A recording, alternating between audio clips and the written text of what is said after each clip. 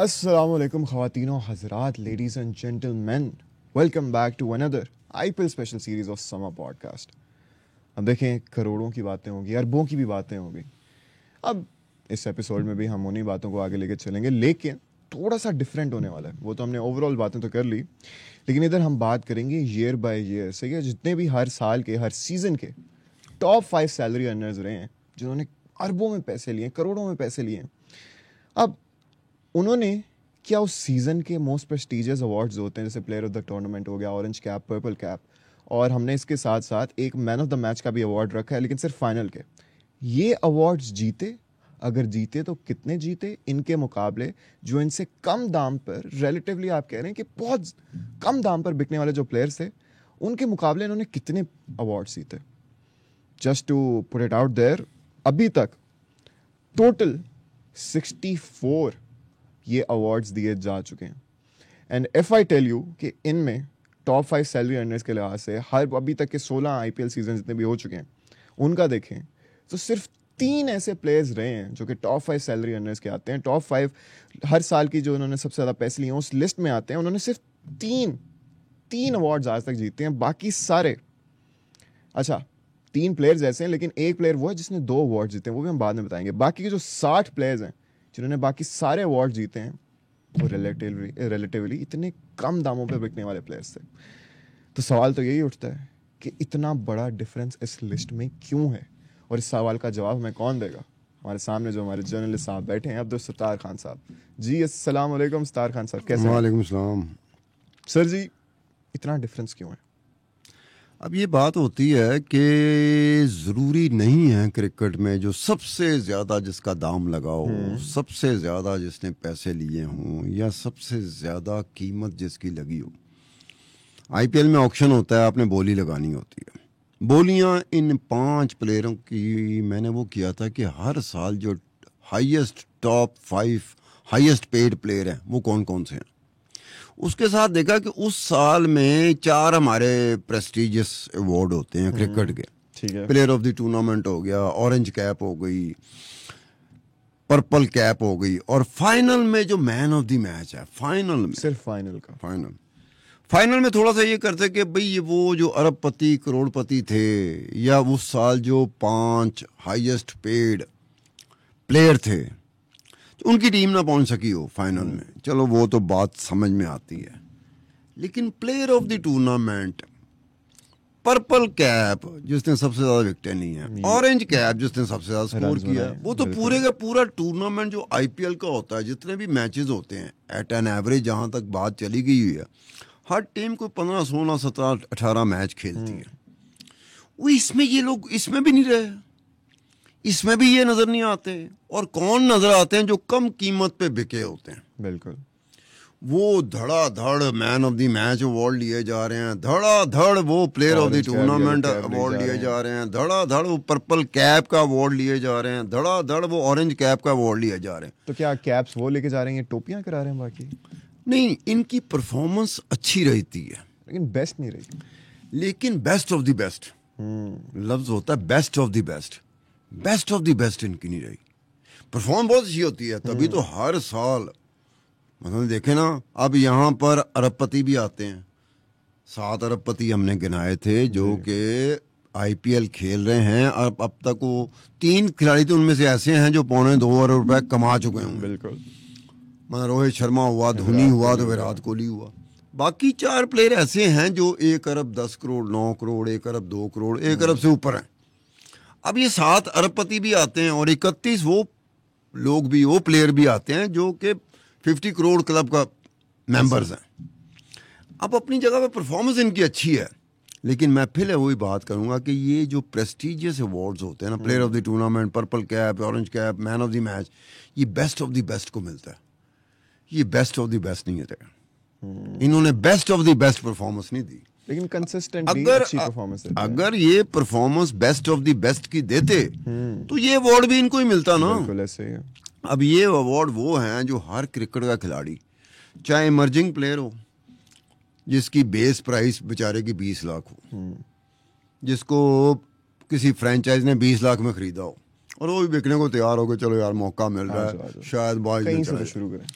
वो प्लेयर हो या फिर धोनी की तरह का प्लेयर हो या रोहित शर्मा या विराट कोहली की तरह का प्लेयर हो जो 2.25 अरब रुपए कमा, हर एक की ख्वाहिश होगी कि purple cap, orange cap, player of the tournament, final में अगर हमारी टीम चले गई तो मैन ऑफ द मैच। ये हर एक की ख्वाहिश होती है जो क्रिकेट खेल रहा होता है टूर्नामेंट में जी।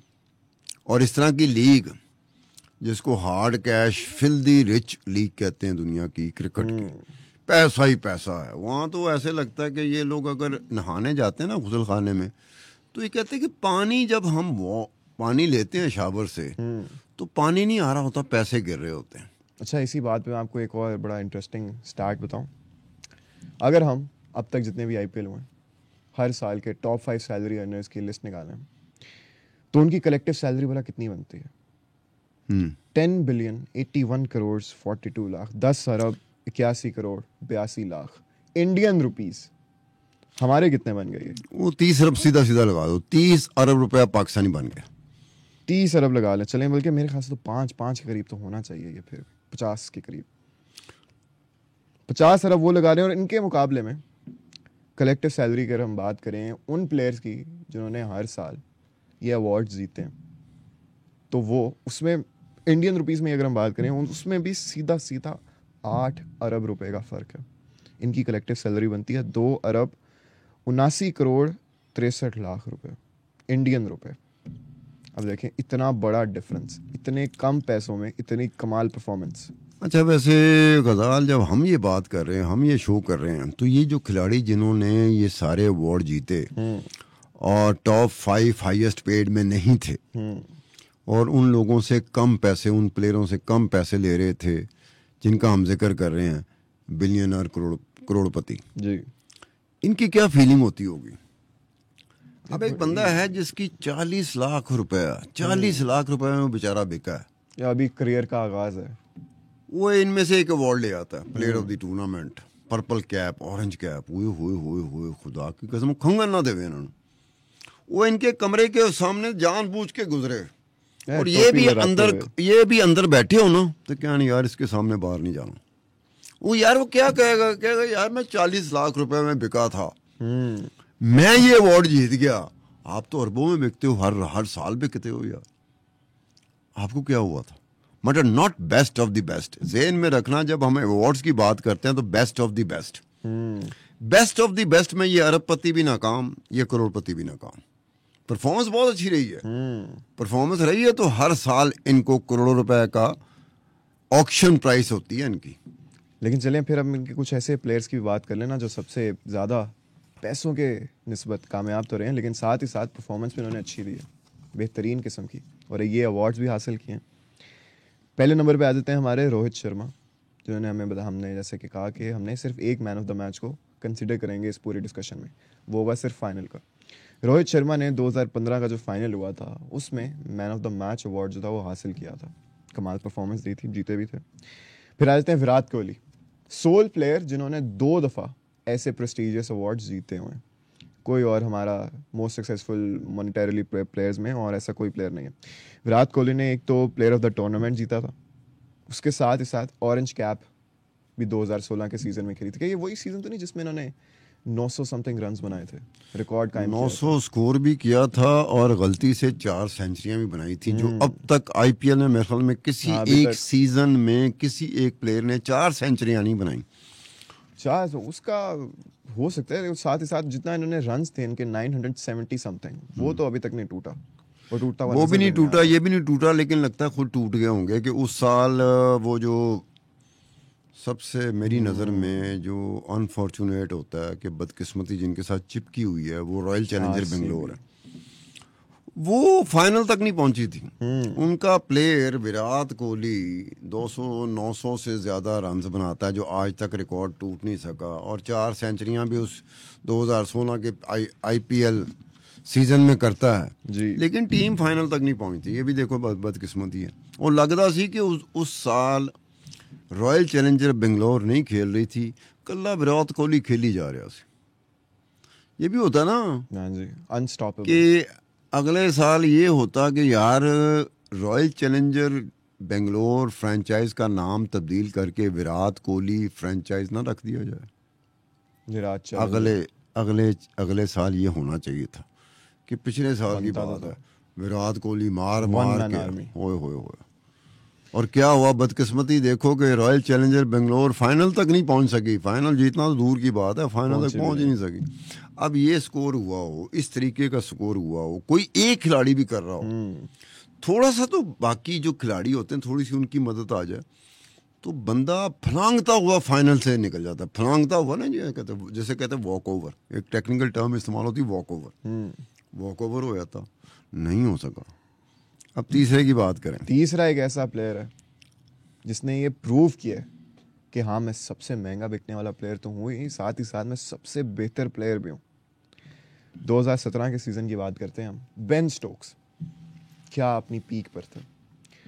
बेन स्टोक्स सबसे महंगे प्लेयर बिके थे उस सीजन में आईपीएल में, और इसके साथ ही साथ इन्होंने प्लेयर ऑफ द टूर्नामेंट का अवार्ड भी जीत गया। सोने पे सुहागा हो गया ये, मतलब उन्होंने कहा सबसे ज़्यादा पैसे भी मुझे मिलेंगे, सबसे ज़्यादा परफॉर्मेंस भी मैं ही दूंगा।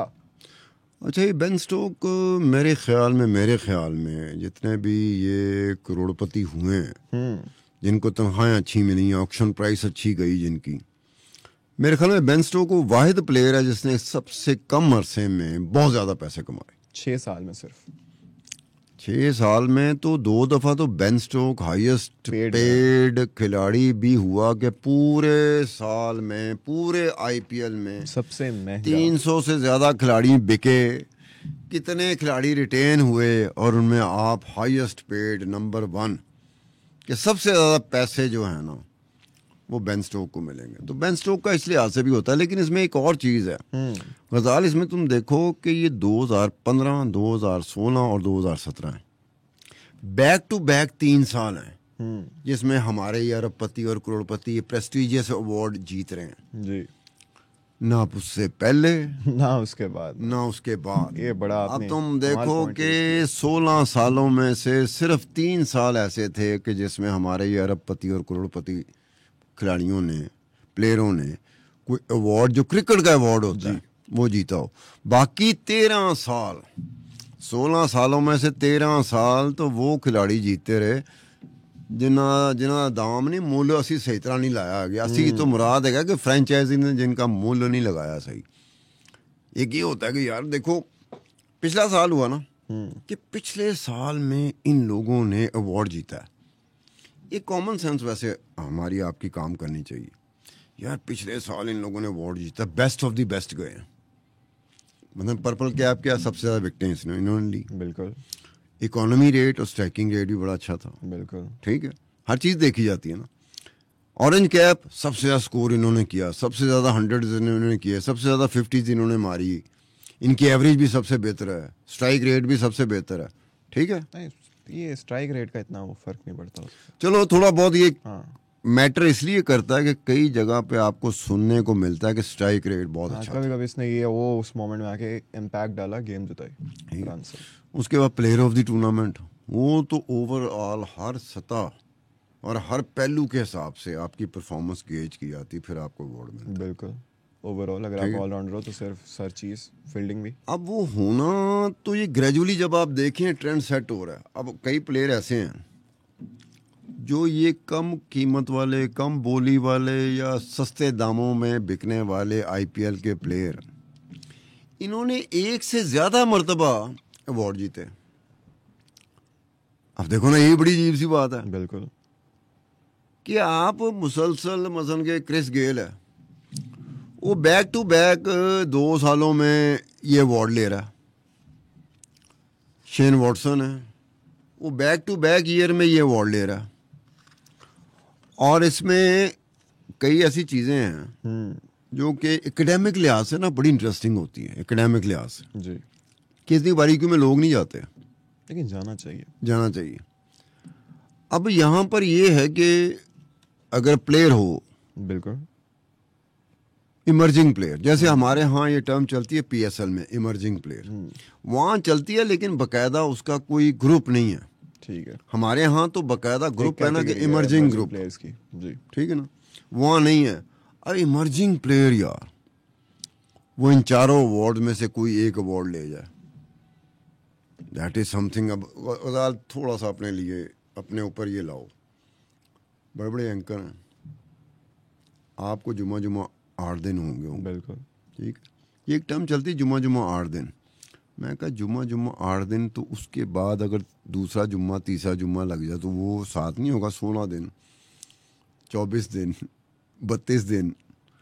लेकिन वो कहते हैं कि एक दफ़ा एक चीज़ जो कोट हो जाए ना, जो टर्म कॉइन हो गई है, कहता वो फिर सालों साल चलती है।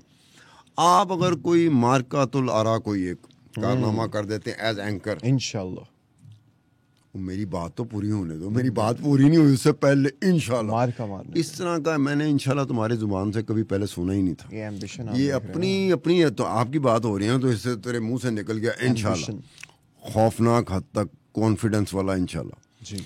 अब उसमें ये है कि एक ऑब्वियस बात है, इमर्जिंग प्लेयर को अपने साथ जरा थोड़ा रखो। आप भी तो इमर्ज कर रहे हो ना, बिल्कुल, आप भी इमर्जिंग हो। आप इमर्जिंग प्लेयर नहीं हो, आप इमर्जिंग एंकर हो सकते हो।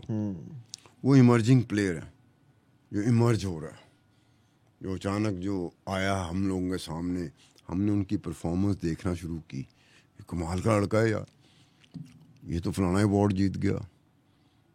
आपके लिए क्या फीलिंग होगी? आपके सामने मैं ही बैठा हूँ ना, तो एक दफ़ा तो आप कहेंगे कि यार बनते तो बड़े सीनियर हैं, बड़े पुराने बनते हैं, काम तो मैं दिखाता। अब उसी तरह से अप्लाई करो इनके ऊपर जो इमर्जिंग प्लेयर है। वो यार अरबपति करोड़पतियों के बारे में जिस साल उसने अवार्ड जीता होगा, उसकी क्या फीलिंग होगी यार, और वो जस्टिफाइड होगा अपनी फीलिंग में। हाँ, थोड़ा सा तो जरा फख्र होना चाहिए, तो होगा ना, छाती चौड़ी हो जाती है। धोनी रह गया, विराट कोहली रह गया, रोहित शर्मा रह गया, फलाना रह गया, फलाना रह गया, फलाना रह गया, मैं फीलिंग तो होगी ना। अब वो अलग बात है कि सीनियर्स को वैसे भी इंडिया में, वैसे भी सीनियर्स की रिस्पेक्ट जो मैंने इंडिया में देखी है, महसूस की है। एक दफ़ा ही मैं इंडिया में गया था, इंडिया के लोग, इंडिया के जर्नलिस्ट आते थे पाकिस्तान में, बड़ा ताल्लुक एक ज़माने में रहा। रिस्पेक्ट का एलिमेंट जो है ना, वो मैंने इंडिया में देखा था सीनियर्स का। अच्छा, रिलेटिवली क्या कहेंगे? जेन्युइनली जैसे रिस्पेक्ट नहीं कहते, एक होता है ना शो ऑफ करना, दिखावे की रिस्पेक्ट। हाँ, छम्मा शो ऑफ करता है ना, हमें सीनियर है, सीनियर है, सीनियर है, हमें पता होता है कि वो दिल से नहीं कर रहा।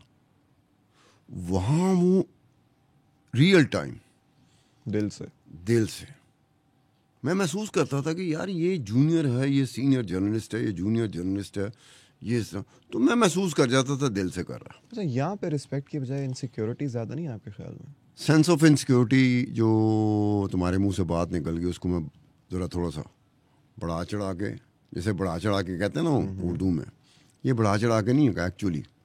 सेंस ऑफ इनसिक्योरिटी नालायक लोगों में होती है। अगर लायक लोगों में सेंस ऑफ इनसिक्योरिटी आ जाओ तो समझो कि आबिद आवा बिगड़े है। लायक बंदा, कॉम्पिटेंट आदमी, एफिशिएंट आदमी, अगर उसमें सेंस ऑफ इनसिक्योरिटी चली जाए ना, समझो कहानी मुक्की है यार, इस इदारे में कोई मसला है, बहुत बड़ा मसला है। वरना अदरवाइज सेंस ऑफ इनसिक्योरिटी सिर्फ नालायक लोगों में होती है। उन्हें डर रहता है कि मेरी नौकरी ना चली जाए, मेरा ये ना चला जाए, मेरा कैरियर ना ख़त्म हो जाए। वो यार किसी से सिफारिश कराई थी, बहुत बड़ी सिफारिश थी, मैं आ गया था, अब कैसे उसको कंटिन्यू करूँगा। तो ये होता है सेंस ऑफ इनसिक्योरिटी। कॉम्पिटेंट दुनिया हो, प्रोफेशनल लोग हों, सेंस ऑफ इनसिक्योरिटी का कोई वजूद ही नहीं होता।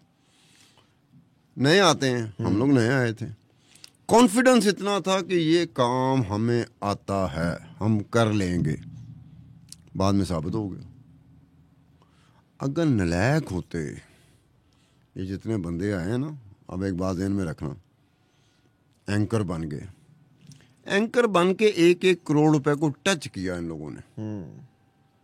इनमें से बेशुमार लोग हैं जो कुलीग रहे हैं, बड़ी मेहनत की उन्होंने यार, मोटरसाइकिल पे, वैगनों पे, बसों में, पैदल, रात दिन एक किया काम में, कॉम्पिटेंट थे, कहाँ से कहाँ पहुंच गए।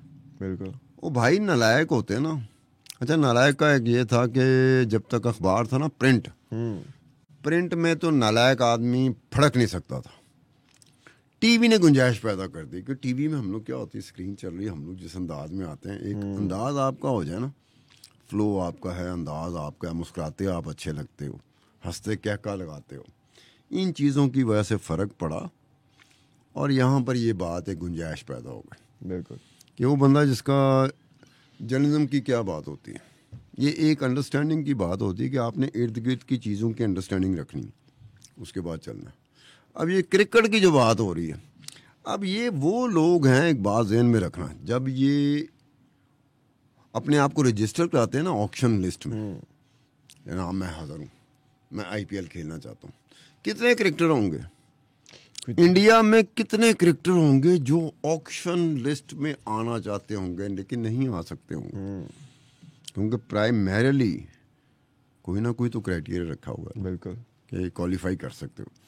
ये नहीं कहा कि मैं घरों निकला कि महल्ले में बड़ी अच्छी क्रिकेट खेलता हूँ, महल्ले वाले भी मुझे ज़रा बढ़ा चढ़ा के बयान करते हो, खान साहब आप बॉलिंग बड़ी अच्छी करते हो, खान साहब आप बैटिंग बड़ी अच्छी करते हो, तो मैं जाके ऑप्शन लिस्ट में अपना नाम रजिस्टर नहीं करा सकता। उन्होंने क्या, भाजी कोई डोमेस्टिक खेडी होवे, कोई रणजी ट्रॉफी खेडी होवे, कोई कुछ खेडिया होवे, दसो सी सानू, मुँह चुक के तुसी आ गए।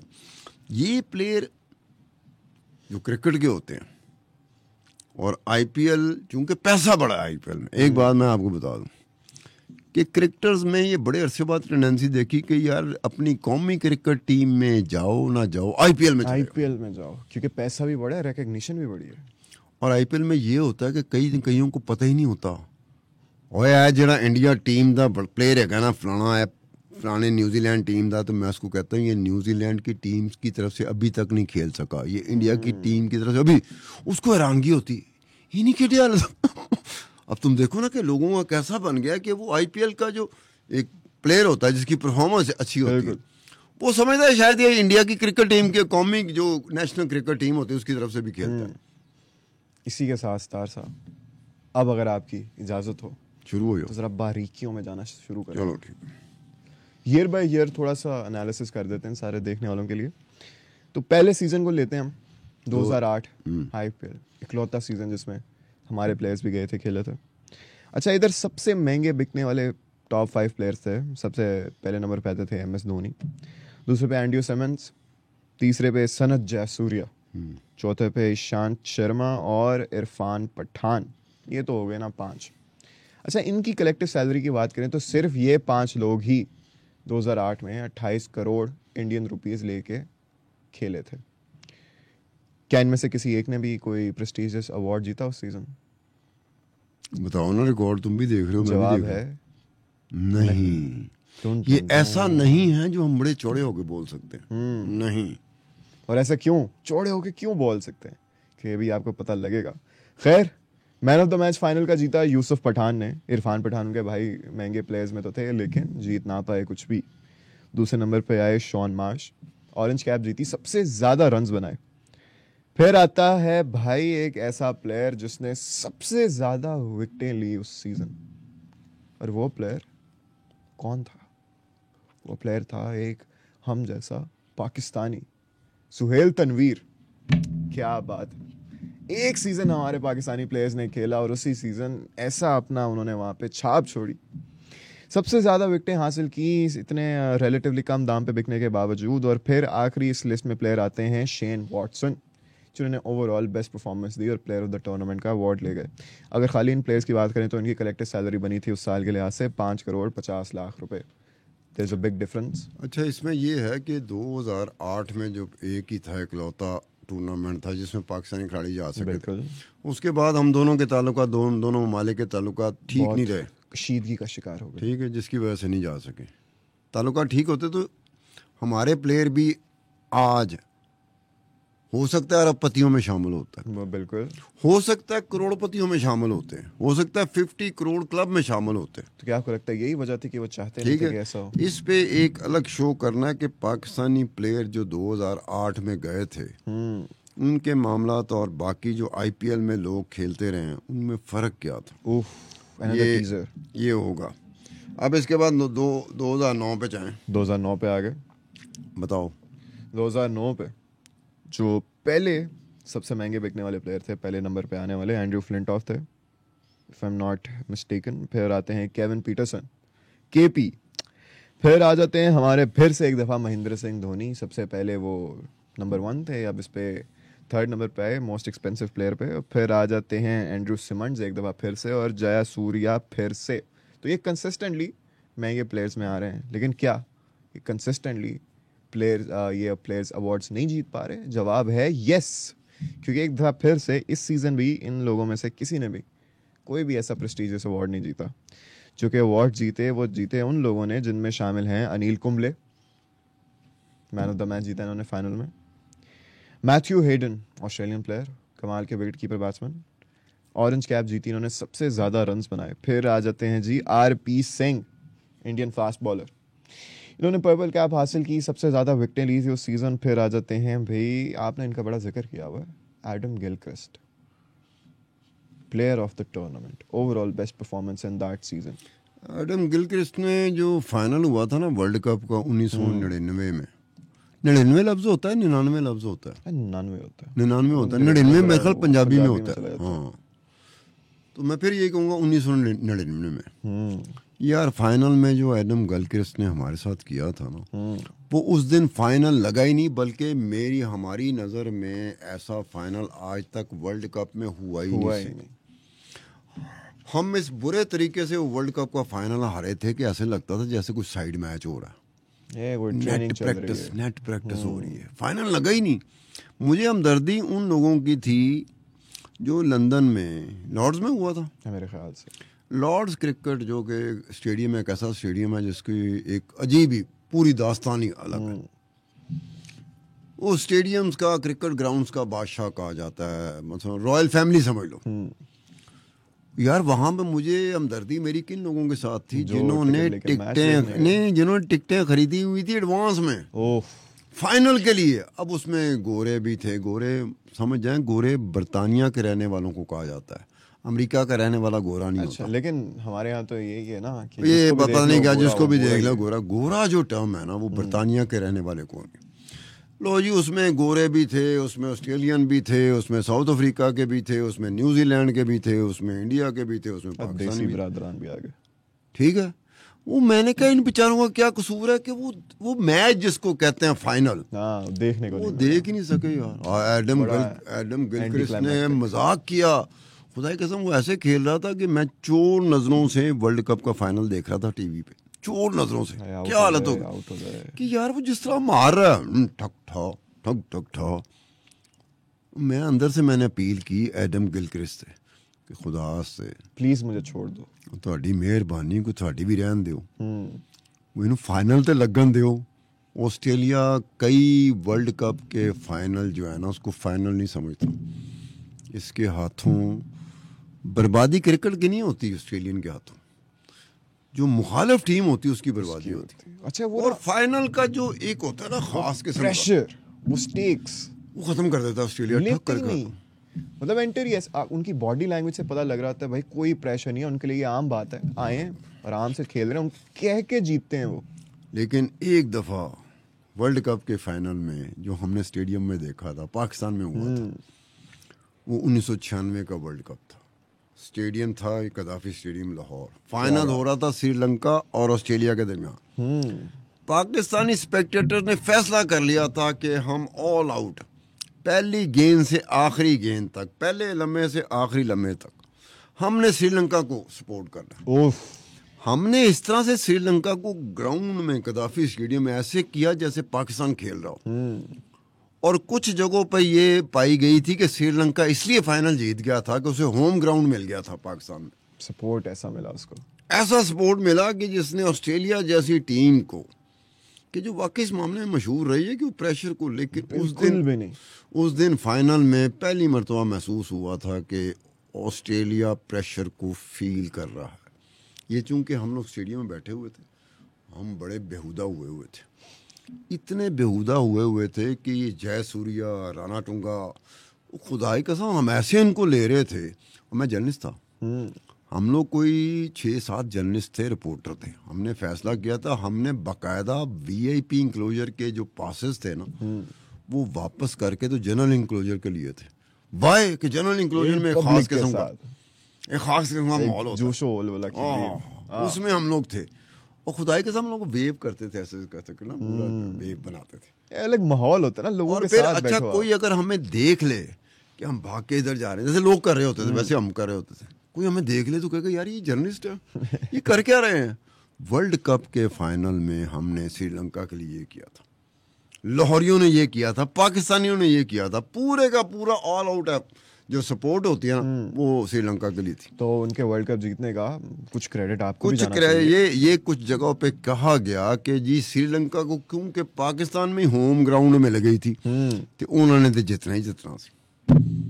तो ये जितने भी श्रीलंकन अभी हमारा कोई इत्तेफाकन पॉडकास्ट देख रहे हैं तो जरा कमेंट में आके सितार साहब को जरा अप्रिशिएट करो यार, इन्होंने आप लोगों को सपोर्ट किया था, इनकी सपोर्ट की वजह से आप लोग वर्ल्ड कप जीतने में कामयाब हुए किसी हद तक टू सर्टेन एक्सटेंट। चलो आगे चले ना 2010 की तरफ। आगे चले गए 2010 में फिर से यार, ये तो वही प्लेयर्स आई जा रहे हैं यहाँ पे फिर से। केविन पीटरसन सबसे ज़्यादा महंगे प्लेयर बिके, उसके बाद आते हैं MS धोनी एक दफ़ा फिर से, एंड्रू सिमंड्स फिर से, सनत जयसूर्या फिर से, ईशांत शर्मा भी फिर से। एक सीज़न का गैप आया लेकिन वी कैन से कि बड़ी कंसिस्टेंट जा रही है ये लिस्ट, और उतनी कंसिस्टेंसी के साथ अवार्ड्स भी नहीं जीत रही।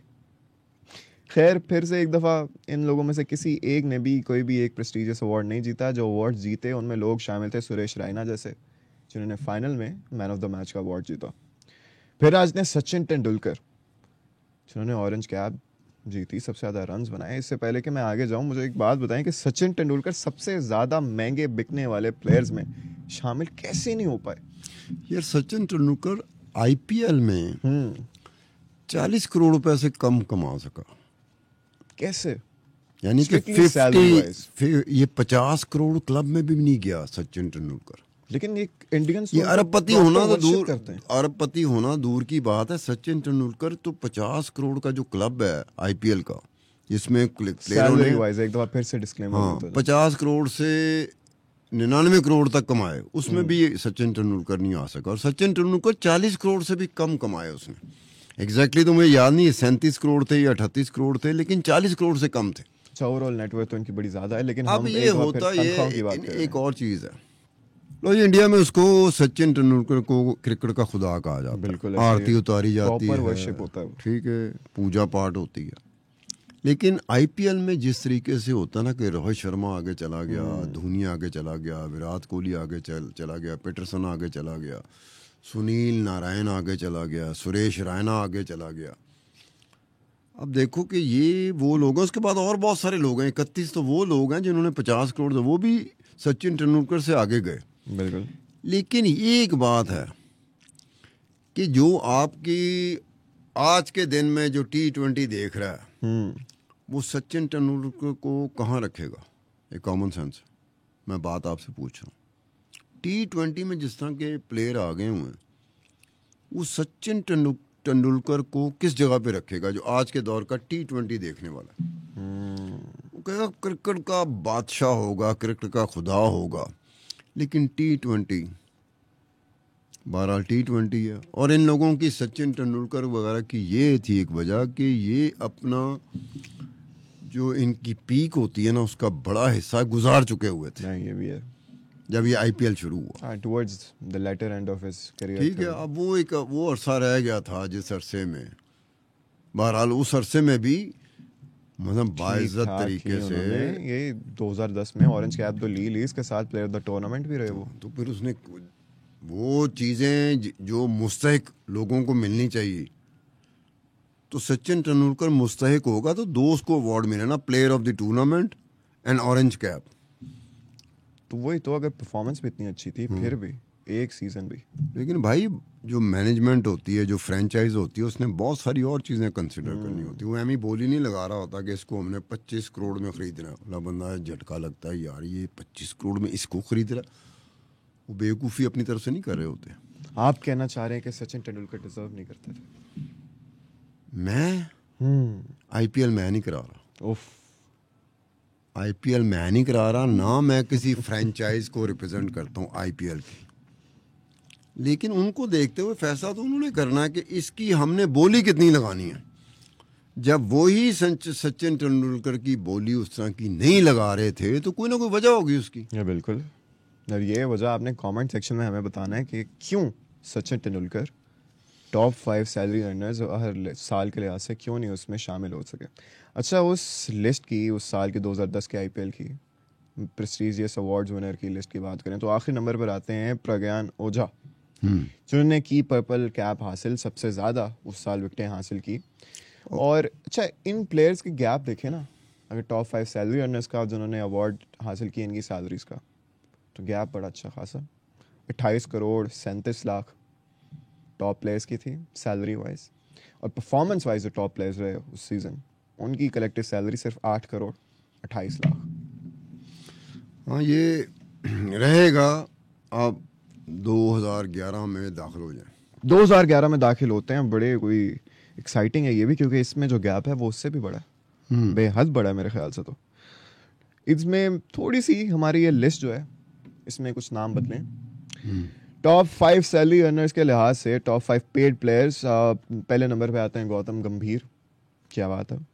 फिर आ जाते हैं रॉबिन उथप्पा, यूसुफ पठान, रोहित शर्मा और इरफान पठान। दोनों भाई सबसे ज़्यादा महंगे बिकने वाले प्लेयर्स में शामिल थे 2011 में। लेकिन एक दफ़ा फिर से इनमें से किसी ने भी कोई अवार्ड नहीं। कलेक्टिव सैलरी मैं चाह रहा हूँ जरा वो एंड पे बताए ना, क्योंकि अच्छा, गैप बड़ा ज़्यादा है। ठीक है।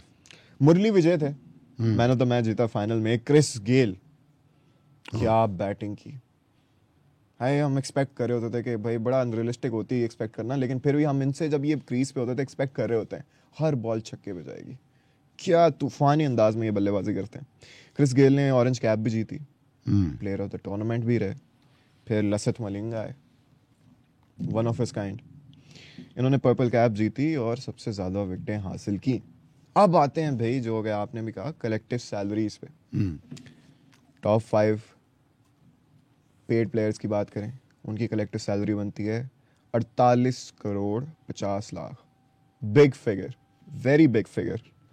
और अगर हम टॉप 5 परफॉर्मेंस वाइज प्लेयर्स की बात करें तो जिनमें क्रिस गेल और लसिथ मलिंगा जैसे बड़े नाम शामिल हैं, बहुत बड़े नाम, तो उनकी पिछले साल से भी कम फिगर आता है, 4 करोड़ 50 लाख। 44 करोड़ का डिफरेंस, 44 करोड़ इंडियन रुपीस का डिफरेंस है इसमें। सत्तार खान साहब, इतना बड़ा ये जो आपने किया ना, कैसे और क्यों? ये आप अगर 2013 के बात करें तो जरा थोड़ा होगा। हाँ, अब 2011 हमने क्रॉस किया, तो 2012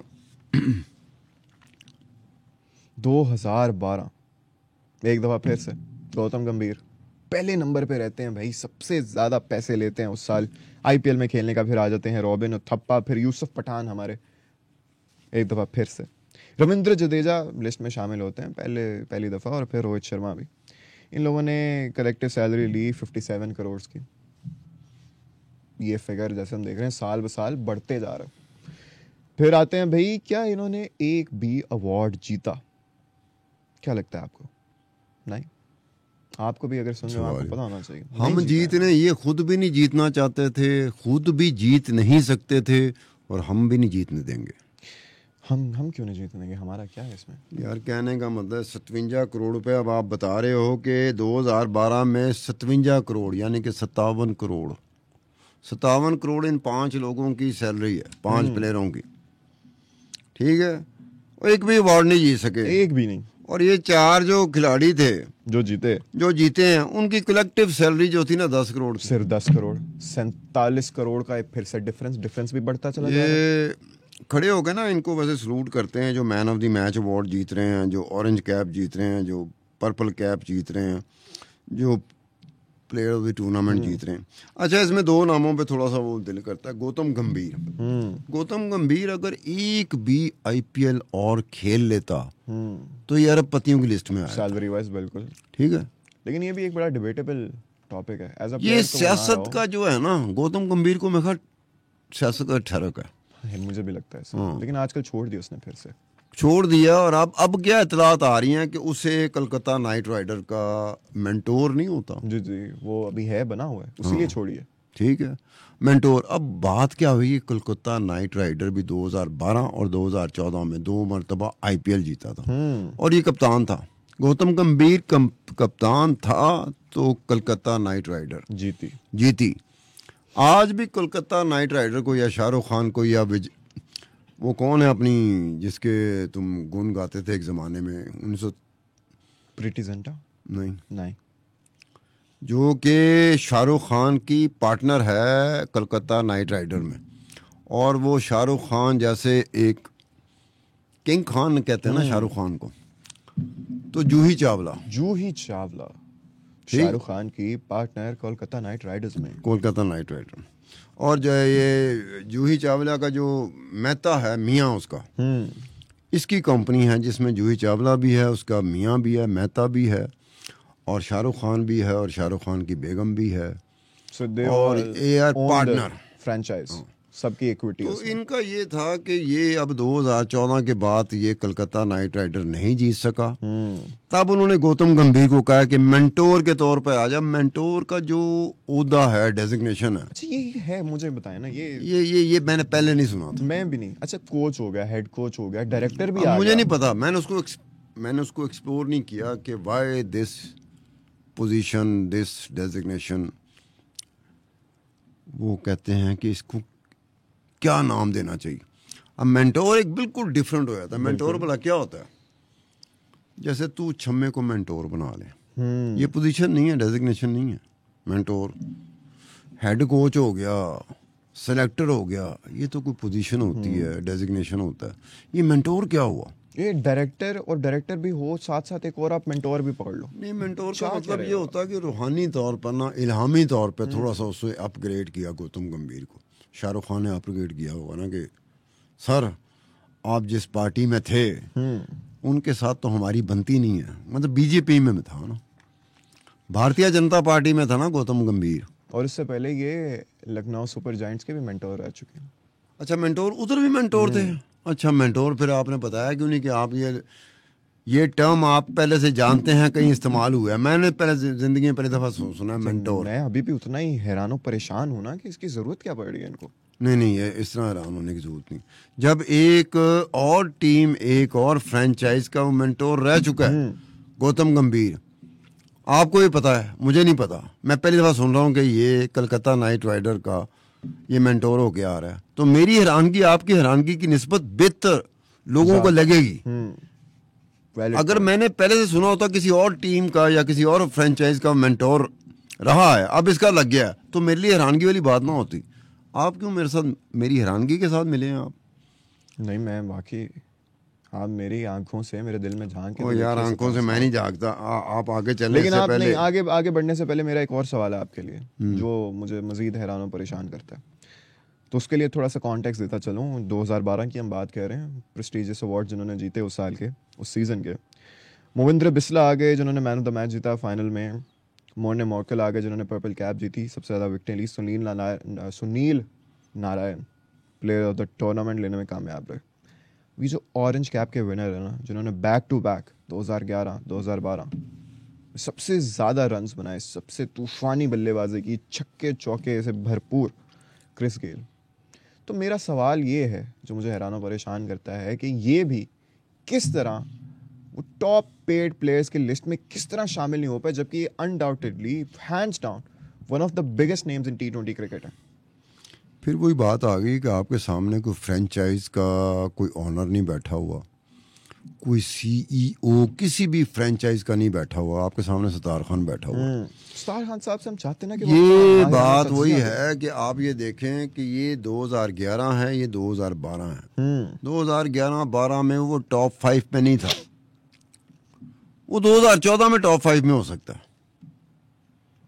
वो 2016 में हो सकता है, 2018 में हो सकता है। बात समझ रहे हो?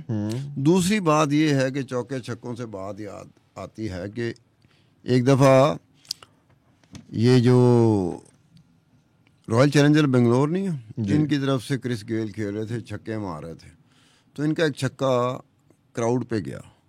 स्टेडियम में बैठे हुए लोग थे, एक लड़की थी, लड़की के सर पे लगा था, सर पे लगा। तो उसी शाम को क्रिस गेल और विजय मालिया ये दोनों हॉस्पिटल में उसको देखने गए थे। बिल्कुल।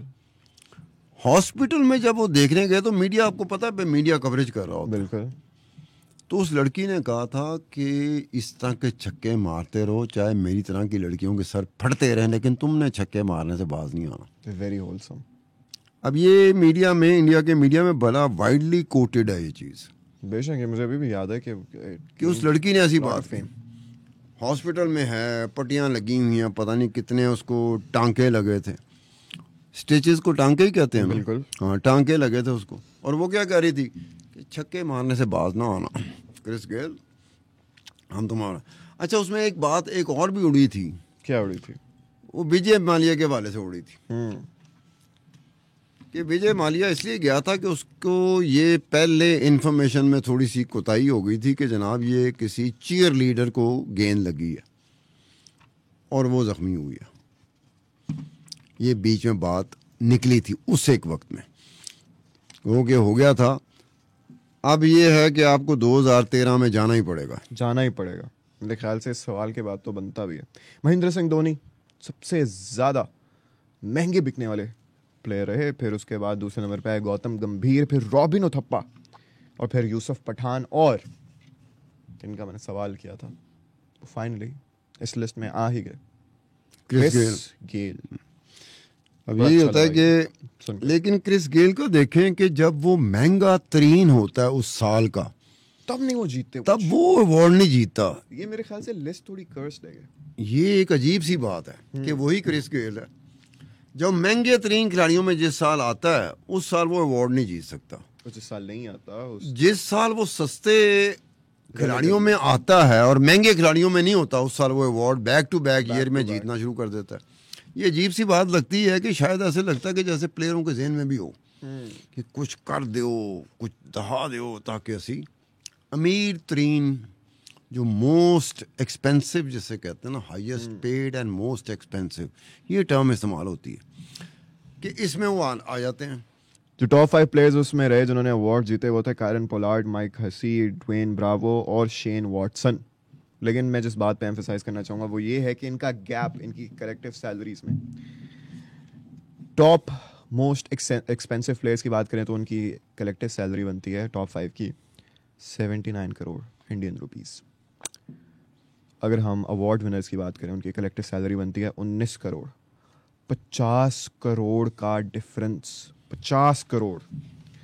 अच्छा, ये इस तरह से मुझे नहीं लगता या महसूस नहीं होता कि क्या फ्रेंचाइजीज जो कि ये सारी ऑक्शन प्राइस को डिटरमिन करती हैं कि हमने बोली कितनी देनी है, किस खिलाड़ी की देनी है, हमें वो खिलाड़ी चाहिए, हमें वो खिलाड़ी चाहिए, वो खिलाड़ी चाहिए, क्या वो इन चीज़ों को स्टडी करते होंगे कि यार ये जिस जिस वक्त में हमने जिस जिस साल में जिस प्लेयर को हमने ये सोच के ज़्यादा बिड मनी की थी, ऑक्शन प्राइस ज़्यादा महंगे दामों ख़रीदा था, वो तो अवार्ड कोई जीत ही नहीं सका। क्या वो कंसिडर करते होंगे? मेरा सवाल आपसे है। मेरे ख्याल से सितार साहब वो ये देखते होंगे कि ऑब्वियसली देखते तो होंगे वो, साथ साथ ये भी हो सकता है ना कि ये बेशक बेस्ट ऑफ द बेस्ट ना रहे हो लेकिन कंसिस्टेंटली अच्छी परफॉर्मेंस देते हैं। बड़े बहुत बड़े नाम है ये। लेकिन अब तुम देखो कि क्रिस गेल 2011-2012 में महंगे खिलाड़ियों में नहीं थे, बिल्कुल, और उन्हीं 2 सालों में क्रिस गेल ने अवार्ड जीते। लेकिन उसके बाद जो 2013 का साल था जब क्रिस गेल महंगे तरीन खिलाड़ियों में आए, तो उस साल वो उसने अवार्ड नहीं जीता। अच्छा, अगले साल पे जाएं, वो भी बड़ा इंटरेस्टिंग होने वाला है आपके लिए। चलो, जैसे कि आपने जिक्र किया, उससे पहले मैं आपको बताता चलूँ कि टॉप 5 2014 में महंगे बिकने वाले प्लेयर्स में Virat Kohli number 1, Yuvraj Singh number 2, followed by Mahendra Singh Dhoni, Shekhar Dhawan and Dinesh Karthik. और इनके मुकाबले में जिन प्लेयर्स ने अवार्ड जीते, Manish Pandey man of the match के, रॉबिन उथप्पा हमारे लिस्ट में पहले 1-2 बार आ चुके हैं, तब इन्होंने कोई अवार्ड नहीं जीता। अभी जैसे आप बात कर रहे थे, इसके लिए मैंने कहा था इंटरेस्टिंग होने वाला। रॉबिन उथप्पा इस साल टॉप 5 प्लेयर्स में नहीं थे, सबसे महंगे की अगर बात करें, लेकिन अवार्ड फिर वो जीत गए ऑरेंज कैप का, यानी कि सबसे ज्यादा रन्स बनाए उन्होंने। अब ये देखो ना कि रॉबिन उथप्पा साहब जब महंगे खिलाड़ियों में आते हैं, जिस साल वो 5 हाईएस्ट पेड और मोस्ट एक्सपेंसिव प्लेयर्स में आते हैं, उस साल तो अवार्ड नहीं जीत पाते। तो जब वो महंगे खिलाड़ियों में नहीं होते तो उस साल वो अवार्ड जीता थे। यहाँ कोई ना कोई रूहानी तौर पर ना एक ऐसी चीज़ है जिसको हम एक्सप्लेन ना कर सकते हो या जिसका हमें खुद भी ना पता हो कि ऐसा क्यों होता है कि ये प्लेयर है, जब वो टॉप 5 में नहीं है, मोस्ट एक्सपेंसिव में और हाईएस्ट पेड में नहीं है, तो वो अवार्ड जीत जाता है। जब वो हाईएस्ट पेड की लिस्ट में आता है तो अवार्ड नहीं जीत पाता। अब ये भी चीज़ देखो, अब क्रिस गेल 2011-12 में वो अवार्ड जीत रहा है, बैक टू बैक 2 सालों में वो 3 अवार्ड जीत रहा है। बिल्कुल ठीक है, उसके बाद का साल जो है ना वो महंगे तरीन खिलाड़ियों में आया था, लेकिन उस साल नहीं जीत पाता। तो इसका मतलब है कि 2 साल जब वो अवार्ड जीता तो उस अवार्ड जीतने की वजह से वो महंगे खिलाड़ियों में आया ना, और उसके बाद वो महंगे खिलाड़ियों में नहीं रहा। इसका मतलब अवार्ड नहीं जीता तो महंगे खिलाड़ियों में नहीं रहा वो। अब ये भी देखें, ये भी है, ये भी एक बड़ा वो है। और इसमें थोड़ा सा ये है कि ये मनीष पांडे के साथ थोड़ी मेरी हमदर्दी हो गई जब मैं 2024 के देख रहा था ना कि कौन सा खिलाड़ी कितने में बिका है। ये बिके ही नहीं मेरे ख्याल से, नहीं, ये मैंने देखा गौर से, तो ये बेचारे की जो ऑक्शन प्राइस थी ना वो 50 लाख रुपए में। बेस प्राइस नहीं, जिसमें यार ऑक्शन प्राइस की मैं बात कर रहा हूँ, ऑक्शन बेस प्राइस की बात नहीं कर रहा। बेस प्राइस तो मनीष की बहुत ज्यादा थी, ऑक्शन प्राइस पे जिस पे खरीदा गया, ठीक है, वो भी ऐसे ही होगा कि अगलों ने तरस खा के कि चलो यार ये 50 करोड़ क्लब का मेंबर है। मनीष पांडे 50 करोड़ से ज्यादा हम डिस्कस कर चुके हैं, कमा चुका है, और एक वक्त वो भी आना था कि 2024 में वो सिर्फ और सिर्फ 50 लाख रुपए में बिके। अच्छा, 50 लाख से मुझे एक और बात याद आई। अभी मैंने बताया था कि 2013 में डिफरेंस 50 करोड़ का था, तो आई बेग योर पार्डन, वो 50 करोड़ नहीं 60 करोड़ का था। इवन बिगर गैप, मेरी कैलकुलेशन में थोड़ी सी गलती हो गई। पहले आप गलती कर गए थे? गलती कर गया था मैं। नौजवानों वाली या वैसे? नहीं, ये जरा मैथ वाली। अच्छा, मैथ वाली जी। 2015 में दाखिल हुआ चाहता है। 2015 में दाखिल हो जाते तो रोहित शर्मा अपना राज बनाते हैं और सबसे महंगे बिकने वाले प्लेयर, फिर युवराज सिंह, एक दफा फिर से विराट कोहली, महेंद्र सिंह धोनी और शेखर धवन। देख रहे हैं हम कि ये लिस्ट पे बड़ी कंसिस्टेंट जा रही है, 1-2-3 साल का जो भी पीरियड होता है उसमें। इनकी कलेक्टिव सैलरी की बात करें तो 75 करोड़। अच्छा, अब जैसे कि हमने पहले भी बात की है, 2015 ऐसा साल था कि पहली बार कोई सबसे महंगा या टॉप 5 मोस्ट एक्सपेंसिव प्लेयर्स का में से एक प्लेयर जिसने इनमें से कोई एक अवार्ड जीता, वो थे रोहित शर्मा। रोहित शर्मा आए, उन्होंने मैच जीता फाइनल में, और वो उस साल का आईपीएल भी जीतने में कामयाब रहे।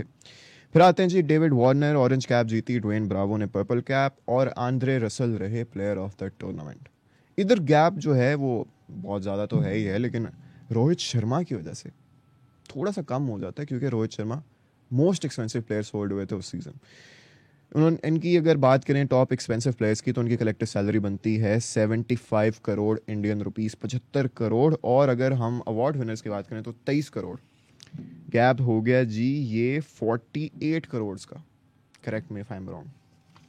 अच्छा, ये 2015 जी, जब से आईपीएल शुरू हुआ था 2008 में, 2015 का मतलब है कि 7 साल गुजर चुके हैं। बिल्कुल गुजर चुके। 7 साल में कोई भी highest paid most expensive player ने कोई अवार्ड नहीं जीता। बेस्ट ऑफ द बेस्ट नहीं रहे।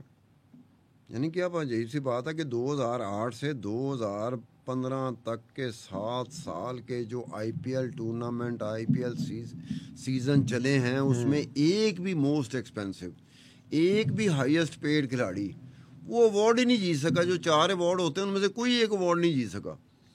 2015 में पहली मरतबा ये हुआ कि कुदरत कोई मेहरबान हुई और ये रोहित शर्मा साहब। अच्छा, ये रोहित शर्मा के लिए एक फीलिंग तो होगी ना कि मैं वो पहला खिलाड़ी हूँ, बिल्कुल, जो मोस्ट एक्सपेंसिव में आता हूँ, और मैं ही पहला खिलाड़ी हूँ जो कोई अवार्ड जीत रहा है, प्रूव कर रहा है कि मैं वाकई वर्थ इट हूँ। तो इसे बार बार प्रूव करना चाहिए था। इसके बाद एक और प्लेयर की बात करें जिन्होंने प्रूव किया। 2016 में विराट कोहली सबसे महंगे बिकने वाले प्लेयर। उनके बाद आए महेंद्र सिंह धोनी, फिर एक दफ़ा फिर से शेखर धवन, रोहित शर्मा, गौतम गंभीर। हम देखा वही कंसिस्टेंटली वही लिस्ट चलती आ रही है। कलेक्टिव सैलरी इनकी बनती है 51 करोड़। और इन्होंने, विराट कोहली ने, जो कि सबसे महंगे बिकने वाले प्लेयर थे, साथ ही साथ इसके उन्होंने सबसे ज़्यादा रन्स भी बनाए, ऑरेंज कैप भी जीती, और इसके साथ ही साथ प्लेयर ऑफ द टूर्नामेंट भी रहे। यानी कि बेहतरीन बल्लेबाज तो ही थे, बेहतरीन प्लेयर भी रहे।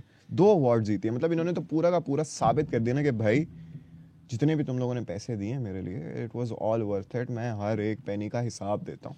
ये तो 8 साल बाद आप देखें दिया तो है ना यार 8 साल हो चुके हैं। तो अब ऐसे भी नहीं कि वो अच्छी परफॉर्मेंस नहीं दे रहे थे। मेरा कहने का ये नहीं है मकसद, मैं सिर्फ ये कह रहा हूँ कि जो महंगा तरीन होता है, मोस्ट एक्सपेंसिव होता है, हाईएस्ट पेड होता है, वो 7-8 साल बाद ही वो जीतना शुरू करता है। अवार्ड देखो ना कि क्रिकेट अवार्ड जो है, ये player of the tournament, purple cap, orange cap, खास तौर पे ये 3 अवार्ड, ये तो बेस्ट ऑफ द बेस्ट को जाते हैं। तो ये बेस्ट ऑफ द बेस्ट से नीचे इतनी ज़्यादा तादाद में क्यों रहे? आप मुझे बेन स्टोक्स का बताएं, क्योंकि हम आगे जा रहे हैं 2017 में। बेन स्टोक्स ने इससे पहले कितने सीजन्स खेले थे? मेरे ख्याल से ये इनका दूसरा, या ये इनको इतना अरसा नहीं हुआ था। तो वो आपके सवाल का जवाब दे देते हैं। ये जो था ना बेन स्टोक एक और लिहाज से भी देखा जाए ना तो इतनी जल्दी अच्छा इनकी परफॉर्मेंस होती है। बिल्कुल।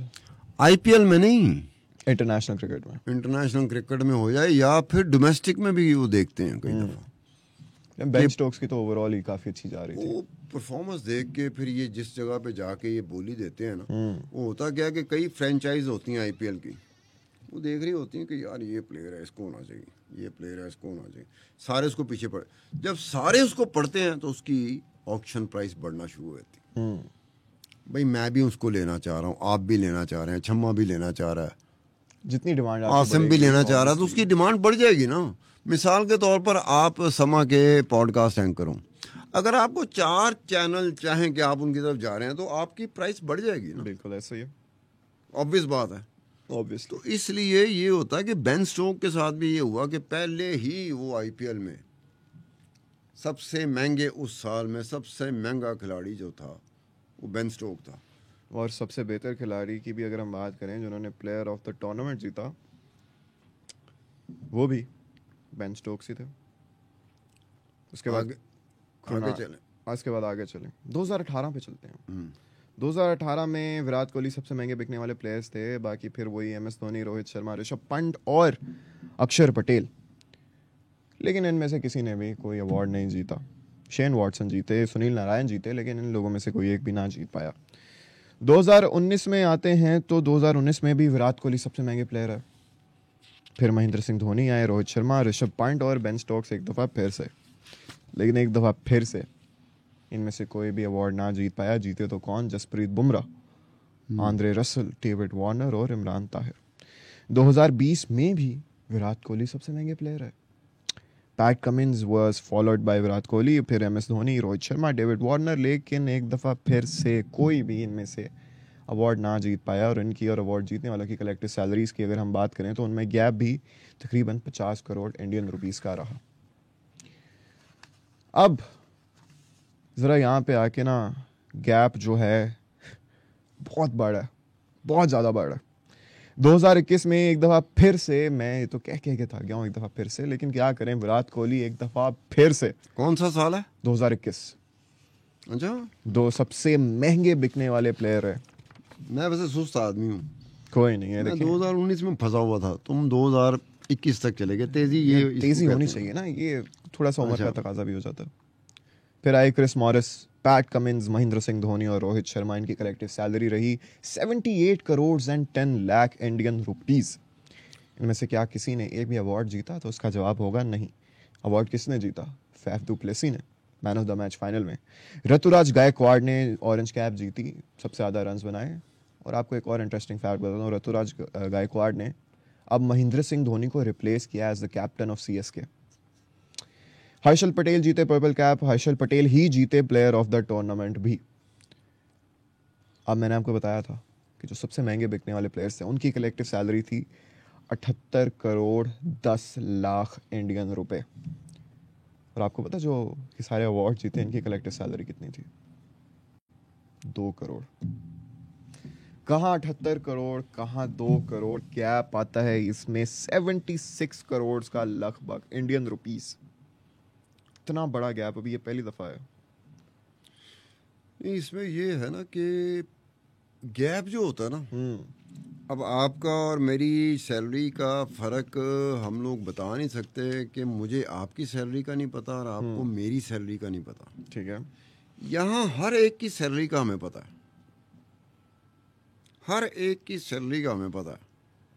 वो जो फर्क आता है ना सैलरी में, आप पहले से तयशुदा बात है कि आप एक तरफ महंगे तरीन उस साल के 5 महंगे तरीन खिलाड़ी हैं और उसी साल के जो 4 अवार्ड जीत रहे हैं वो खिलाड़ी हैं, तो जो उनके दरमियान गैप होगा, महंगे और सस्ते के दरमियान जो गैप होता है वो बड़ा नेचुरल ओरिजिनल होता है। अच्छा जी, 2023 में 4 प्लेयर्स ऐसे थे जिनकी सैलरीज जो थी वो सेम थी, और सैलरीज थोड़ी नहीं काफ़ी ज़्यादा थी। Sam Curran, Cameron green, KL Rahul और बेन स्टोक्स सबसे ज़्यादा महंगे बिकने वाले खिलाड़ी रहे। उसके बाद आए Nicholas Pooran, Ravindra Jadeja, Andre Russell और रोहित शर्मा। इनकी कलेक्टिव सैलरी की बात करें तो 1 अरब 49 करोड़ 25 लाख रुपए। वो वजह यही होगी ना कि 4 खिलाड़ी उनकी सेम सैलरी ग्रुप में आ गए। लेकिन स्टार साहब 1 अरब 50 करोड़ लगा लें आप इंडियन रुपीस, इतना बड़ा फिगर। और फिर भी इनमें से कोई भी अवार्ड ना जीत पाया। जो अवार्ड जीते वो थे डेविन कॉनवे, शुभमन गिल और मोहम्मद शमी। अब आते हैं भाई मोस्ट इंटरेस्टिंग बात पर, इसी बात पर हम आज का एपिसोड का इख्तिताम भी करेंगे। वो बात ये है कि जो अवार्ड जीते उनकी कलेक्टिव सैलरी थी सिर्फ और सिर्फ 15 करोड़, यानी कि 1 अरब 35 करोड़ का डिफरेंस आ जाता है। इंडियन रुपीस की बात करें तो 1 अरब 35 करोड़ का डिफरेंस। ये अब 2023 का 2024 की तो अभी हमने बात भी नहीं की। तो जो 2024 तो अभी कर भी नहीं सकते कि फाइनल में man of the match award किसको मिलेगा, प्लेयर ऑफ द टूर्नामेंट। आप मुझे बस ये बताएं ना कि ये इतना बड़ा फर्क, अब ये होता है कि किसी जगह पे फर्क आ जाता है तो आप जैसा बंदा जो होता है ना, टीवी पे बैठा हुआ निखर जाता है, खिलर जाता है। जैसे होता है ना, हमें पता नहीं क्या खुशी होती है कि देखा ये कितना गैप है कि 1 अरब 50 करोड़ वो खिलाड़ी जो महंगे तरीन खिलाड़ी थे वो 1 अरब 50 करोड़ ले रहे थे, और ये 3 खिलाड़ी और ये अवार्ड एक भी नहीं जीत सके। और जिन्होंने सिर्फ 15 करोड़ जिनकी कीमत लगी थी 4 खिलाड़ियों की, उन्होंने ये अवार्ड जीत लिए। अच्छा, उसमें एक है शुभमान गिल, इमर्जिंग प्लेयर। शुभमन है या शुभमन वेरी टैलेंटेड प्लेयर। अच्छा, शुभमन गिल के साथ भी एक ट्रेजेडी है। क्या ट्रेजेडी है? कि खिलाड़ी आया छा गया, जिसे कहते हैं ना, हम पहले भी ये टर्म इस्तेमाल करते हैं कि he came या she came, he saw, he conquered, she saw, he conquered और she conquered, हम ये करते रहते हैं। तो खिलाड़ियों का भी यही होता है। ये शुभमन गिल भी ऐसे ही आया, देखा, छा गया, ठीक है ना। लेकिन ये आइंदा फिर कभी अगली मर्तबा में कि शुभमन गिल का भी जो ऑक्शन प्राइस थी ना, मेरे ख्याल में उसमें उसके साथ बेचारे के साथ जाती हूँ। चलें फिर मेरे ख्याल से हम इसी सवाल पर एंड करते हैं आज के एपिसोड। आपने भी हमें कमेंट सेक्शन में बताना है, एक तो इतने बड़े जो गैप्स रहे हैं इसके बारे में आपके क्या तासुरात हैं, क्या राय है। और एक और बात, जैसे कि अभी स्टार साहब ने कहा कि शुभमन गिल की ये जो ऑक्शन प्राइस थी, क्या ये वाकई डिजर्व थी या ये ज़्यादा होनी चाहिए थी, कम होनी चाहिए थी? जो भी है आपने कमेंट सेक्शन में अपनी राय का इजहार करना है। आज की एपिसोड के लिए इतना ही। इंशाल्लाह आपसे मुलाकात होगी in the next episode with some more content related to the Indian Premier League. तब तक के लिए अपना ढेर सारा ख्याल रखिएगा। अल्लाह हाफिज़।